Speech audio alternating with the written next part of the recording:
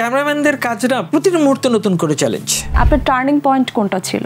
আমরা মেধাটা আমাদের দেখাবো কিভাবে, আমাদের তো সুযোগই দেওয়া হচ্ছে না। বাংলাদেশ চলচ্চিত্রের বর্তমান অবস্থা কি? প্রডিউসার টাকা দেয় না। প্রডিউসার ঠিকঠাক মতো টাকা যদি দিত তাহলে ডিরেক্টর ঠিক মতো চলতে পারতো। আমি শুটিং করতে গেলাম, ঝুম বৃষ্টি, শুটিং প্যাক আপ করার কোনো সুযোগ নাই।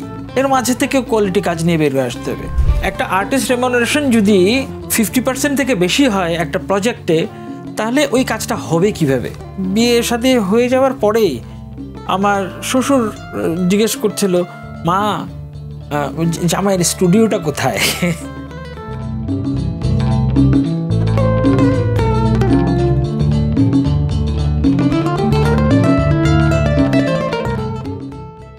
স্বাগত জানাচ্ছি নিউজ 24 স্পেশাল শো ভিউ ফাইন্ডারে। এখানে আমরা তুলে ধরি ক্যামেরার পেছনের মানুষগুলোর গল্প, যারা প্রতিনিয়ত ফ্রেমে বুনে যান আবেগ, অনুভূতি এবং বাস্তবতার জাদু। সাথে আছে আমি লিয়ানা, এবং আমার সাথে আজ অতিথি হিসেবে আছেন মিডিয়া ও ফিল্ম ইন্ডাস্ট্রিতে যার অবদান অনন্য, যার লেন্সে ধরা পড়েছে অসংখ্য মর্মস্পর্শী এবং দৃষ্টিনন্দন মুহূর্ত। তিনি আমাদের সবার পরিচিত নাভিদ খান চৌধুরী। আপনাকে স্বাগত জানাচ্ছি ভিউ ফাইন্ডারে। আজকের পর্বে আমরা কথা বলবো সিনেমাটোগ্রাফির জাদু, বাংলাদেশ চলচ্চিত্রের অতীত, বর্তমান এবং ভবিষ্যৎ, এবং আপনার ব্যক্তিগত যাত্রার কিছু অনুপ্রেরণামূলক গল্প এবং কি কি সমস্যার সম্মুখীন হয়েছেন সেসব বিষয় নিয়ে। তো চলুন ভিউয়ার্স, শুরু করা যাক আজকের পর্ব। কেমন আছেন? ভালো। আচ্ছা, শুরুতেই আপনার কাছে জানতে চাই, চলচ্চিত্রে আসার আপনার গল্পটা কি ছিল? গল্পটা ছিল এরকম, আমি একদম ছোটবেলা থেকেই ফটোগ্রাফি করি। তো আমার শুরুটা আসলে ফটোগ্রাফি থেকেই। আমার বাবা শখে ছবি তুলতেন, তো বাবার থেকে দেখে দেখেই আমার ফটোগ্রাফিটা শেখা। এবং ওনার একটা স্পটম্যাটিক পেন্টাক্সের স্পটম্যাটিক ক্যামেরা ছিল আমার বাবার। তার আগে ছিল ইলেকট্রো 35 ইয়াশিকার। বাবাও ছবি তুলতেন, আমাকে দিয়েও ছবি তোলাতেন, আমিও শখ করে ছবি তুলতাম। এবং আমরা তখন ফিল্মে ছবিটা উঠাতাম, এখন যেমন ডিজিটালি ছবি ওঠে, কিন্তু তখন আমরা ফিল্ম ব্যবহার করতাম। তো আমি ছবি তুলতাম, বাবাকে দেখাতাম, বাবা কারেকশন করে দিতেন। তো সে এই ফটোগ্রাফির জার্নিটা না খুবই অদ্ভুত। তখন ছবি তুলতে হয়, এবং যারা ছবি তুলে তারা তো ভিউ ফাইন্ডারে দেখে নেয় যে কতটুকু লাইট কমাতে হবে, বাড়াতে হবে, কম্পোজিশনটা কি। তখন সম্পূর্ণটাই আসলে নির্ভর করতো আমাদের হিসাবের উপরে। আলো কতটুকু কি করব, আলো কতটুকু আছে, এক্সপোজার কী হবে, শাটার স্পিড কী হবে, আমার সাবজেক্টের অ্যাকশন অনুযায়ী সব কিছু সেট করতে হতো। তো ছবি তুলতাম বাবার সাথেই। ছবি তুলতে তুলতেই একসময় মনে হলো যে না, আমার তো একটা প্রফেশনাল একটা সার্টিফিকেট দরকার এবং প্রফেশনালি শেখা দরকার। তো তখন আমি খোঁজ খবর নিয়ে এলিফ্যান্ট রোডে বসতেন তখন বেগ স্যার, মঞ্জুর আলম বেগ। ওনাকে ফটোগ্রাফির, বাংলাদেশের ফটোগ্রাফির জনক বলা হয়। উনি একমাত্র যে প্রফেশনালি এই ফটোগ্রাফির ট্রেনিংটা দিতেন। ওনার হাত ধরে কি আপনার মিডিয়াতে আসা? না, ওনার হাত ধরে আমার মিডিয়াতে আসা না। আমার প্রথম ওয়ার্কশপ, ট্রেনিং, বেসিক ফটোগ্রাফি নিয়ে জানা।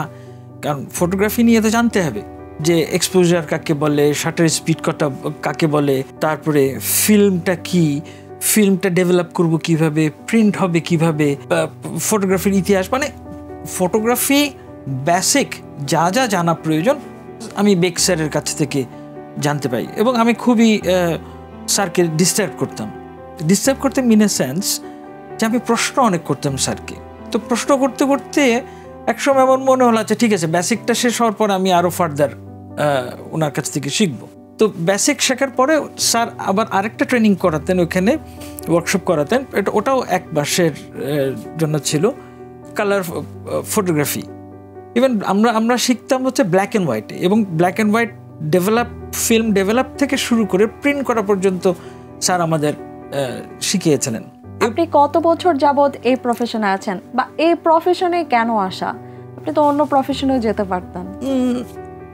এই প্রফেশনে আমার প্রায় 35 বছর তো হবেই, 35 বছর ধরে আছি। এই প্রফেশনে কেন আসা, এটা আসলে আমার ভালোবাসার জায়গা। এই প্রফেশনটা টোটালটা আমার ভালোবাসার জায়গা, এবং আমি ওই ভালোবাসার জায়গা থেকে প্রথমে ছবি তুলতাম। ছবি তুলতে তুলতে আমার ছবি চলা শুরু করলো। এটা আসলে আমার খুব মানে ওটা আমার স্বপ্ন ছিল ছোটবেলা থেকে, যে আমি আসলে ক্যামেরাম্যান হব। যেই মানুষটা আমাকে দিয়ে, যে মানুষের চোখ দিয়ে মন দিয়ে সারা পৃথিবীর মানুষ দেখবে, আমি যেটা চাবো সেটাই দেখবে।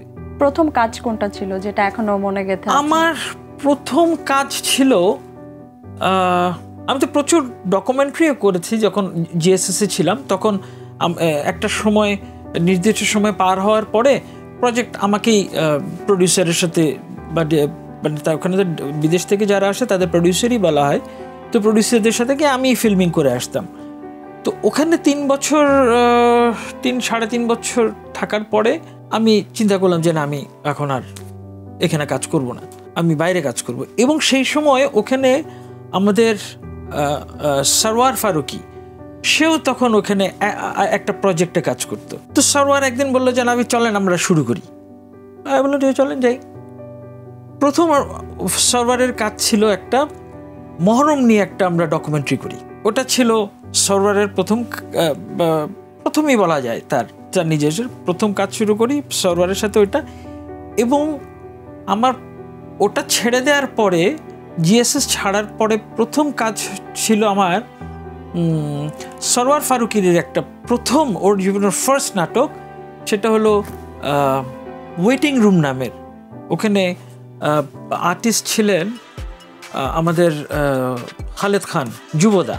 ওটাই আমার প্রথম প্রজেক্ট। এবং মজার ব্যাপার হচ্ছে ওই প্রজেক্টটা ফার্স্ট যায় হচ্ছে ইটিভি তখন লঞ্চ করে। হ্যাঁ, ইটিভি তখন লঞ্চ করে, ইটিভিতে প্রথম ওটা যায়। এবং এরপর থেকেই মোটামুটি ইটিভিতে প্রথমে প্রচার হওয়ার পর কন্টিনিউয়াসলি আমাদের প্রজেক্ট চলতে থাকে। আপনি তো অনেক কাজ করেছেন শুরু থেকে এ পর্যন্ত। কাজ করতে গিয়ে কি কি চ্যালেঞ্জিং এর সম্মুখীন হয়েছেন?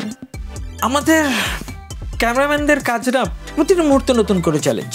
ইভেন আমি আজকের দিন পর্যন্ত, আমি যদি এখন একটা প্রজেক্ট করি, ওটা হচ্ছে আমার নতুন চ্যালেঞ্জ।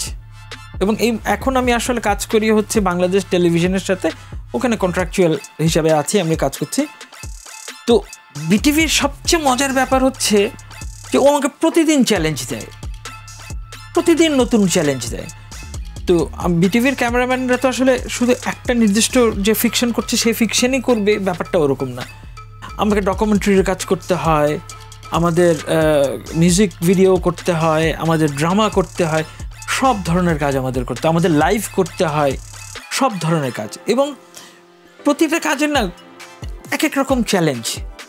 মনে করো যে আমি গেলাম একটা শুটিংয়ে, আমি হয়তো মানে বাংলাদেশ টেলিভিশন এত অনুষ্ঠান করতে হয় যে অনেক সময় দেখা যায় যে আমি অনেক লাইট নিতে পারিনি, আমার ভাগ্যে হয়তো 1টা বা 2টা লাইট পড়ছে। এখন সিচুয়েশনটা এরকম, ওই 2টা লাইট দিয়ে আমাকে টোটাল সেট কভার করে আমাকে প্রপার ফুটেজ নিয়ে আসতে হবে। এটা সাংঘাতিক বড় একটা চ্যালেঞ্জ। অথবা আমি শুটিং করতে গেলাম, ঝুম বৃষ্টি, শুটিং প্যাক আপ করার কোনো সুযোগ নাই, এর মাঝে থেকে কোয়ালিটি কাজ নিয়ে বের হয়ে আসতে হবে। তো এই কারণে আমি মানে বিটিভির প্রতি আমার একটা আলাদা ভালোবাসা, আলাদা একটা কৃতজ্ঞতা আছে যে আমাকে প্রতিদিন নতুন করে চ্যালেঞ্জ দেয়। এবং মানে আমাদের চ্যালেঞ্জ হচ্ছে পরীক্ষা, এবং আমার রেজাল্টটা কোথায়? স্ক্রিনে। এই যে এত এত চ্যালেঞ্জ, টেলিফিল্ম বা বিজ্ঞাপন বা নাটক, এই চ্যালেঞ্জিংয়ের মধ্য থেকে আপনার টার্নিং পয়েন্ট কোনটা ছিল? আমার টার্নিং পয়েন্ট তো ছিল আসলে আমার ফার্স্ট নাটকটা ওয়েটিং রুম। স্টিল ফটোগ্রাফি থেকে আমি যখন এনজিওতে ডকুমেন্টারি বানাচ্ছি বা ডকু ফিকশন বানাচ্ছি, এরপরে প্রফেশনালি একটা চ্যানেলের জন্য কাজ করলাম এবং সেটাই বুম করলো। ওটাই তো আমার টার্নিং পয়েন্ট। আমি সবসময় মানুষকে বলি, আমি তো সেই সময় 30 দিনে 32 দিন কাজ করতাম। একে ছিল আমাদের মানুষের, ক্যামেরাম্যানদের কমতি, সেই সময় তো আসলে প্রফেশন হিসাবে এটাকে নিবে এরকম মানুষজনও খুব একটা এগিয়ে আসেনি। আমার জন্য ওটাই চ্যালেঞ্জ, টার্নিং পয়েন্ট ছিল। বাংলাদেশ চলচ্চিত্রের বর্তমান অবস্থা কি, বা আপনার দৃষ্টিকোণ থেকে আমরা কোথায় পিছিয়ে আছি বা কোথায় যাওয়া উচিত? আমার দৃষ্টিকোণ থেকে বাংলাদেশ এখন ফিল্মের দিক থেকে যদি বলি অনেক ভালো করছে। কেন ভালো করছে বা কেন আমি কথা বলছি, এখন আমরা যদি বাংলাদেশের বাইরে ভাবি, আমাদের মানচিত্রের বাইরে ভাবি, ওখানে কিন্তু প্রত্যেকে, পৃথিবীর প্রত্যেকটা দেশে বড় বড় ইনস্টিটিউট আছে, তারা 2 বছর 4 বছর 5 বছর ধরে পড়ালেখা করে ফিল্ম নিয়ে, ক্যামেরা নিয়ে, সব কিছু নিয়ে, মানে ইন্ডিভিজুয়াল যে সেক্টরে যেতে চায় মিডিয়া ইন্ডাস্ট্রিতে, প্রত্যেকে ওরকম আলাদা আলাদা পড়ালেখা করে। আমরা কিন্তু কোনো ইনস্টিটিউটে পড়ি নেই, আমাদের কিন্তু কোনো ইনস্টিটিউট নাই। একটা আছে সরকারি, অবশ্যই আছে, কিন্তু সেখানে আসলে সবসময় যাওয়ার সুযোগ হয়ে ওঠে না, বা আমার হয়ে ওঠেনি। তো আমাদের শিখতে হয় ওই দেখে ঠেকে। বাংলাদেশে অনেক চলচ্চিত্র ইন্ডিয়া পর্যন্ত হয়তো বা 2-1টা ছবি যায়, কিন্তু এর বাইরে কেন যায় না? অন্যান্য দেশে তো ইন্ডিয়ান মুভি অন্যান্য আরো অনেক দেশে দেখানো হয়, কিন্তু বাংলাদেশের চলচ্চিত্র সেই পরিমাণ কিন্তু প্রাধান্য পাচ্ছে না। আমার দৃষ্টিকোণ থেকে সেটা হচ্ছে, তো এটার কারণটা কি? এটার কারণটা শুধু মানে ক্যামেরাম্যানের সাথে তো আসলে ওই রিলেশনটা নাই যে এটা কোথায় প্রচার হবে, কোন কোন দেশে যাবে। এটা প্রথমত সরকারকে এরকম একটা পথগুলো ক্লিয়ার করে দিতে হবে। এক, নিজের উদ্যোগে আমাদের বিভিন্ন পৃথিবীর বিভিন্ন দিকে ছবিগুলো পাঠাতে হবে, বা আমাদের জানার পরিধিটা অনেক কম বলেই আমরা এতদিন পারি না এই কাজগুলো করতে। আপনি দেখেন রিসেন্টলি আমাদের কিন্তু কানে ছবি যাওয়া শুরু হয়েছে, আমরা প্রাইজ নিয়ে এসছি এবার, কিন্তু এটাই কিন্তু প্রথম না, চেষ্টা কিন্তু অনেক বছর ধরেই চলছে। এবং পৃথিবীর অন্যান্য দেশেও কিন্তু আমাদের ছবি হয়তো নাম করে না, বা ওদের যে হাইট আছে ওটা ফুলফিল করতে পারে না বলে। আমি যদি নেটফ্লিক্সের কথা বলি, এখন নেটফ্লিক্সে আমাদের ছবি যায় না কেন? শুধুমাত্র আমরা যদি কোয়ালিটির কথা বলি, আমাদের দেশে অনেক ভালো মেধাবী ক্যামেরাম্যান এখন আছে, অবশ্যই আছে, কিন্তু আমরা যখন কাজ করি বাংলাদেশি সিনেমাটোগ্রাফাররা, তখন আমাদের অর্থের বড় অভাব হয়ে যায়। না ভাই, আপনাকে তো এত টাকা দেওয়া যাবে না, ভাই আপনাকে তো 2 দিনে এই কাজটা শেষ করতে হবে। কিন্তু এই জিনিসই যদি আমার আশেপাশের দেশের কোনো সিনেমাটোগ্রাফার করে, তার জন্য উন্মুক্ত বাজেট, সে যা চাচ্ছে তাই, সে যদি বিশাল একটা লাইটের বহর চায় সেটা পায়। কিন্তু আমরা কি ভাই, আপনি কিন্তু 10টা লাইটের বেশি নিতে পারবেন না ভাই, ভাই এর বেশি বাজেট নেই। তো আমরা মেধাটা আমাদের দেখাবো কিভাবে? আমাদের তো সুযোগই দেওয়া হচ্ছে না, আমাদের তো সুযোগটা দিতে হবে। এসে বলে ভাই আমি না এরকম চাই, অথবা এখন তো আছে ইউটিউব, ভাই আমি না এরকম চাই। আরে বাবা, এইটা যে করছে এটা তো তোমাকে বুঝতে হবে যে এটা করতে কতগুলো লাইট লাগবে, কি লাগবে, কত সময় লাগবে। তুমি তো ওটাই বুঝো না, তুমি আমার কাছে 3টা লাইট ধরাই দিয়ে বলতেছে ভাই আমার কাছে এটা চাই। কিভাবে সম্ভব? দর্শক কিন্তু বোঝে যে না, লাইটিংটা ভালো, বা অ্যাক্টিংটা ভালো, বা খুব সুন্দর কম্পোজিশন। এখন ডিরেক্টরের কাজটা কি আসলে? গল্পটাকে তুলে আনা, বলা। এবং ক্যামেরাম্যানের কাজটা কি? ওনার স্বপ্নটাকে ভিজুয়ালাইজ করা। এটা তো একার কারণ না, আমার লাইটম্যান, আমার লাইট ক্রু যারা আছে তারা, আমার প্রোডাকশন বয়ও আমাকে একটা সাজেশন দিতে পারলে যে বস এইটা তো ঠিক হইল না, এটা আপনি যদি একটু ডান দিকে নেন তাহলে ভালো লাগবে। আপনি নিয়ে দেখেন না, অসুবিধা কি? আজকের সিনেমা নির্মাতা যারা আছেন তারা কি ধরনের সিনেমা বানাচ্ছেন, বা ভবিষ্যতে কি ধরনের সিনেমা বানাতে পারেন? আমরা খুব তাড়াতাড়ি আসলে ইন্টারন্যাশনাল মার্কেটের সাথে কম্পিট করতে পারবো। হয়তো 2 বছরের জায়গায় 5 বছর লাগবে, এই পার্থক্য। আমাদের লার্নিং এর জন্য কোনো প্ল্যাটফর্ম নাই, আমাদের সবসময় দৌড়াতে হয়। একটা ডিরেক্টর বলি, প্রডিউসার বলি, স্ক্রিপ্ট রাইটার বলি, প্রত্যেকে দৌড়াতে হয় প্রজেক্টটা শেষ করতে হবে, নতুন প্রজেক্ট শুরু করতে হবে। তো একটা ডিরেক্টরকে তো শুধু প্রজেক্ট শুরু করা শেষ করাই তো ব্যাপার না, প্রপার ফুডটা দিতে হবে, মানে স্ক্রিনে প্রপার জিনিসটা দিতে হবে। তার জন্য কি করতে হবে? তাকে তো ভাবতে দিতে হবে। এখন ও তো ভাবে ওর সংসার নিয়ে, ওর ফ্যামিলি নিয়ে ভাবে, ভাই আজকের প্রজেক্টটা করতে পারলে আমি কটা পয়সা পাবো, তারপর করবো। এই ভাবনাটা কেন? এই ভাবনাটা হচ্ছে আবার সেই উপর থেকে আসতে হবে। প্রডিউসার টাকা দেয় না, প্রডিউসার ঠিকঠাক মতো টাকা যদি দিত তাহলে ডিরেক্টর ঠিক মতো চলতে পারতো। প্রডিউসার দেয় ভাই, চ্যানেল টাকা দেয় না, চ্যানেল বলে ভাই আমি এই টাকার বেশি দিতে পারবো না। একটা আর্টিস্ট রেমুনারেশন যদি 50% থেকে বেশি হয় একটা প্রজেক্টে, তাহলে ওই কাজটা হবে কিভাবে, ভালো হবে কিভাবে? ডিরেক্টর কি করবে? ডিরেক্টর তো সবসময় চেষ্টা করবে এখান থেকে চিপাও, ওখান থেকে চিপাও। ও তো ভাই 2টা লাইটের বেশি দিতে পারবো না, এই 2টা খাবারের বেশি দিতে পারবো না, সে তো সারাদিন এই করবে, কারণ তাকেও কিন্তু এই টাকার উপরে বাঁচতে হয়। এই যে নতুন প্রযুক্তি, এই প্রযুক্তির সাথে সিনেমার কন্টেন্ট কিভাবে নতুন রূপ নেবে ভবিষ্যতে? এই সময়ের যেভাবে চলছে, এটা কি হবে আসলে বলা মুশকিল। এই কারণে বলছি, তো এআই এর যুগ, তো সব কিছু আমাদের দেখা যাবে যে নাটকও বানাচ্ছে এআই দিয়ে, ফিল্ম বানাচ্ছে এআই দিয়ে, হচ্ছে সারা পৃথিবীতে তাই হচ্ছে। কিন্তু আমাদের নিজেদের আপডেট করে করে আসলে ওই জায়গাটায় আমাদের নিতে হবে। এআই কি করছে, ওটা তো মানুষ করছে না, মানুষই তো করছে ওটা।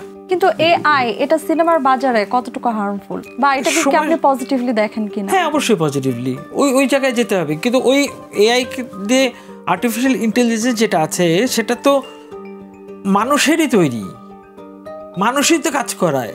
একটা রোবটকে আমি যদি এটা ওটা করতে বলি, ওটা তো আমি অর্ডার দিই, কিন্তু ওকে চালানোর মতো ক্যাপাসিটি তো আমার নিজেকে ওইভাবে তৈরি করতে হবে। নতুন যারা আসতে চান তারা কি দেখে আসলে ইন্সপায়ার হবে যে আমি আসলে সিনেমাটোগ্রাফি করব বা আমি সিনেমাটোগ্রাফার হব? কিন্তু এই পেশায় যদি নতুনরা নাও আসে সেক্ষেত্রে কি হবে? এই পেশায় যারাই কাজ করছে বা যারাই নতুন আসছে তারা প্রত্যেকেই একেবারে ঘোরের উপরে আসে, আমি কাজ করব। এই ধরনের মানুষ আসে, আরেক ধরনের মানুষ আসে আসলে আচ্ছা ঠিক আছে কাজ নেই, ঠিক আছে কাজটা করি। টিকে যায় তারাই যারা নেশায় কাজটা করে যায়। অন্যান্য দেশে আমরা জানি যে বিভিন্ন অ্যাওয়ার্ড শোতে আলাদা করে সিনেমাটোগ্রাফারদের একটা ক্যাটাগরি থাকে বা সেগমেন্ট থাকে। বাংলাদেশের এতদিন ছিল না, কিন্তু কিছুদিন আগে বাইফা অ্যাওয়ার্ডে হচ্ছে সিনেমাটোগ্রাফারদেরকে আলাদা করে একটা সেগমেন্ট দেওয়া হয়েছে। এই যে এতদিন দেওয়া হলো না বা এবছর যে দেওয়া হলো, এটাকে আপনি কিভাবে দেখেন এবং ভবিষ্যতে এটা কোন দিকে যাবে? আমাদের জন্য আমাদের অ্যাওয়ার্ড দেওয়ার যে বিষয়টা, অ্যাওয়ার্ডটা তো আসলে বড় কিছু না, কিন্তু ওই যে আমি কিছুক্ষণ আগে বলছিলাম যে কেউ একজন ফোন করে বললো ভাই আপনার কাজটা ভালো হয়েছে, ওটাতেই আমি ইন্সপায়ার্ড, এবং ওই স্পিরিট নিয়েই কিন্তু আমরা আরও বেটার কাজ করতে চেষ্টা করি। এখন আমাকে তো ফোনে ফোনে বললো ভাই কাজটা ভালো হয়েছে, এখন এটা যদি এত মানুষের সামনে বলা হয় আমি তো আরও ভালো কাজ করব। এটা ইন্সপিরেশন, সাংঘাতিক ইন্সপিরেশন। ক্যামেরার পেছনে যারা কাজ করে তাদের মোটামুটি বিভিন্ন ধরনের সমস্যার সম্মুখীন হতে হয়। আমি একজনকে চিনি যার কিনা মানে সে ফ্রিল্যান্সার, এবং সে কিন্তু বিয়ে করতে গিয়েও তার অনেক সমস্যা হয়েছিল। তো এই ধরনের মজার কোনো আপনার স্মৃতি আছে কিনা এই পেশায় আসতে গিয়ে? আমি যখন বিয়ে করি তখন তো ক্যামেরাম্যান ঠিক আছে, তো বিয়ে শাদী হয়ে যাওয়ার পরেই আমার শ্বশুর জিজ্ঞেস করছিল মা জামাইয়ের স্টুডিওটা কোথায়। আমি তো সেই 26 বছর আগের কথা বলছি। তো আমাদেরও এই যে হতো ভাই স্টুডিওটা কোথায়, কারণ তখনও ওনারা বুঝতেন না যে আসলে ক্যামেরাম্যানটা কি। বাট গত 10 বছরে এটা সবাই বুঝে গেছে ক্যামেরাম্যানটা কি। কিন্তু মানে আমি যখন বিয়ে করি 26 বছর আগে, তখনও কিন্তু মানুষজন বুঝতো না যে ক্যামেরাম্যান মানে কি। ক্যামেরাম্যান মানে হচ্ছে স্টুডিওর যে ছবি তুলে ওটা হচ্ছে ক্যামেরাম্যান। আচ্ছা, আমরা অনুষ্ঠানের একেবারে শেষ পর্যায়ে চলে এসেছি। আপনার কাছে ছোট করে জানতে চাই, যারা নতুন সিনেমাটোগ্রাফি শিখছে বা হচ্ছে যারা নতুন এ পেশায় আসতে চায় তাদের উদ্দেশ্যে আপনার পরামর্শ কি? নতুনদের জন্য পরামর্শ হবে যে এই পেশাটা আসলে খুব ইম্পর্ট্যান্ট একটা জায়গা, ভীষণ ইম্পর্ট্যান্ট একটা জায়গা। এই ক্যামেরাম্যানের উপরে নির্ভর করে প্রডিউসার যেমন আসেন, অডিয়েন্স নির্ভর করে, তো এটা খুব ইম্পর্ট্যান্ট একটা জায়গা, এটাকে কিন্তু ফেলে দিলে হবে না। তো ইম্পর্ট্যান্ট জায়গায় আসলে তোমাকে পড়ালেখা করে আসতে হবে, জেনে বুঝে আসতে হবে, এবং এই স্ট্রাগল যে তোমার করতে হবে এটা তোমাকে আগে মাথায় নিতে হবে। রাত নাই, দিন নাই, ফ্যামিলি নেই, কিচ্ছু নাই, কাজ আছে, কাজটা তোমাকে করে যেতে হবে। তুমি মাঝ কাজে বললা যে ভাই আমার তো বাসায় অমুক কাজ আছে, ও হবে না, এটা হবেই না। আমার মনে আছে আমার ছেলে তখন 1.5 বছর বয়স, তখন আমি একটা শুটিং করছিলাম উত্তরায় এক ডিরেক্টরের। তো সেদিন আসলে আমার রাতের সিন ছিল, এবং রাতের সিন করতে করতে রাতে প্রায় 1টা না 1:30টার সময় আমার বাসা থেকে ফোন আসলো যে বাচ্চার তো জ্বর, তুমি তাড়াতাড়ি আসো। তাই বললাম আচ্ছা ঠিক আছে, আমি দেখতেছি, জানাচ্ছি, আমি যত দ্রুত সম্ভব আসতেছি, ঘন্টাখানেক বা ঘন্টা 1.5-এর ভিতরে চলে আসবো। তো আমি কাজ করতে করতে আমি ভুলে গেছি, যে আসলে আমার বাচ্চার জ্বর এবং আমার বউ ফোন করেছিল বাসা থেকে। আমি সকালবেলা ভোরবেলা আবার আমাকে ফোন, তোমার না 1 ঘন্টার ভিতরে আসার কথা, তুমি এখনো আসোনি, সকাল হয়ে গেছে, বাচ্চা এখানে জ্বর। তো ডিরেক্টর আমার পাশেই ছিলেন তখন।